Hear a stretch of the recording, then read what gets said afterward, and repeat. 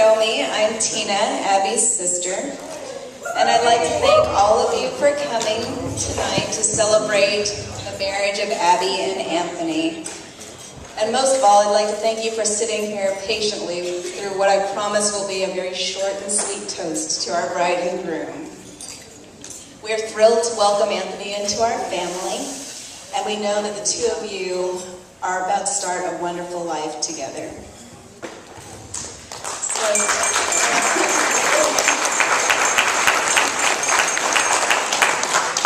So many people have asked me, what do you plan on sharing during your toast for the bride and groom? And to be honest with you, there are so many memories that I can recall, it's really tough to narrow it down to just a few. Because you see, for our entire lives, Abby and I have pretty much been joined at the hip, whether or not we wanted to be, but we were nonetheless. And it was to the point where when we were growing up, and sometimes even in adulthood, people would ask us if we were twins. And I would think to myself, I don't know why people are asking me this. We're 3 years apart. We don't even look alike, but nonetheless, they would ask us those questions nonetheless. But when I look back at our childhood and growing up, I can kind of see why people would ask those questions. And here's some of the reasons why. So first, our parents used to dress us up in the same clothes. So I'm not sure what the reasoning was for this. Maybe it would help locate us if we got lost or something. But they dressed us up in the same clothes nonetheless. Secondly, Abby and I both endured having really short haircuts as kids, and we occasionally were mistaken for being boys instead of girls. And let me tell you, being mistaken for being a boy even once is more than enough. Thirdly, we've been told our voices sound the same. And to this day, there are family members who have a tough time distinguishing us over the phone, some of whom are right here in the room with us today. And we can talk for hours on the phone to each other. I'm sure my parents recall the hours we spent on the phone and, saying we spent way too much time on the phone and refused to get call waiting. But, we could spend time on the phone nonetheless. And I know this is something I know my husband has witnessed, and I'm sure Anthony has too, with the connection my sister and I have. But over the next few years, spanning high school, college, and adulthood, Abby and I each grew into distinct individuals. And we embraced our individuality, and the comparisons on how similar we were started to slow down. And this was all as we pursued our own interests and our careers. But regardless of whatever interests we pursued, I always knew I could count on my sister for anything, and she could always do the same with me. I've been lucky enough to see Abby grow into the woman that she is today, and I can see many traits that I'm sure Anthony and those of you who know her well are more than familiar with. So for one, Abby is very, very organized, and it's to the point where her true Virgo tendencies shine through. And I'm sure those of you who know her well have witnessed this on many occasions. Secondly, she has a great sense of style and fashion. And although I will say that walking into the Stuart Weitzman boutique to shop for wedding shoes with a hole in your shoe and your sock probably wasn't your finest moment. So couture footwear with that fiasco was probably not the best, but the salespeople pretended not to notice, so that was okay. She has always been well respected by her peers at school and at work. She's very thoughtful and considerate, and she found the match for herself and her husband, the perfect match, I should say, and I'm thankful to her that she introduced me to mine.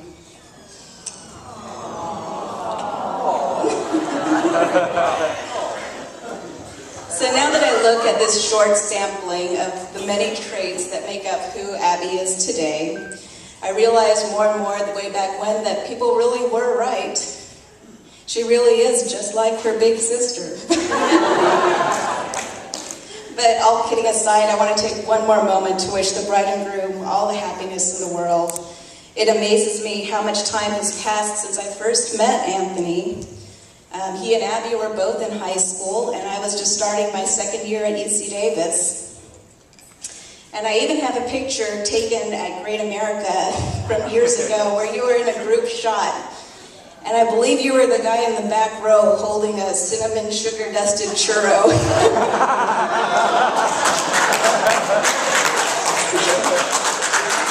But it must have been a sign that we would be sharing many good times, good food, and good memories for years to come.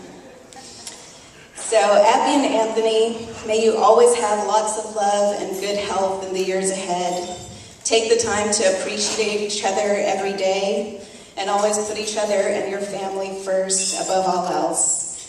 May you always count your blessings over your problems, and may you enjoy a life filled with happiness and adventure in the years to come. So, cheers.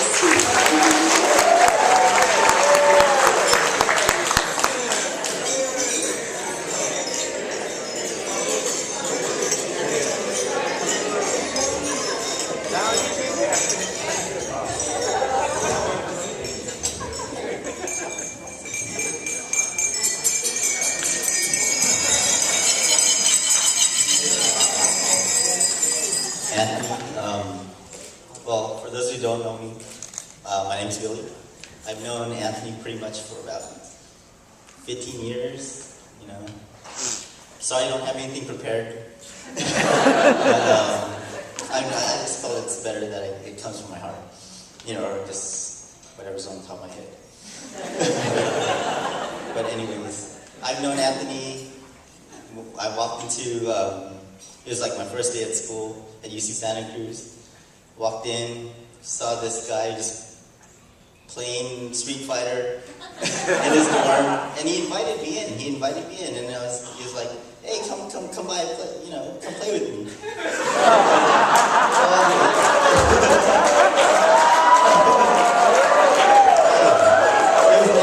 It was all innocent, okay?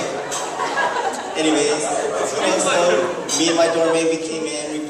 We played Street Fighter for a couple hours, not knowing who this guy was. You know, he's just a nice guy. You know. Little did I know, 15 years later, Anthony's grown to be, you know, one of my best friends. You know, he's my fraternity bro. He's my fraternity big bro. You know, I've been through thick and thin with this guy, and. You know, we've had a lot of experiences, many of which I'm not going to talk about. But and I've seen what he's gone through, you know, throughout the years, like his good times, his hardships, and whatnot. And you know, seeing how he's met Abby, it's like I could tell that he has changed. You know, there's all those bad times that he's been through or whatnot, and you know, in the past couple of years, he's a completely new person now, and it's like Abby, you turned Anthony into somebody that he's like, it's hard to explain. He's like, it's a good thing though. It's definitely a good thing. But yeah. All the bad things that happened through, or not necessarily bad things, but just those experiences he's went through.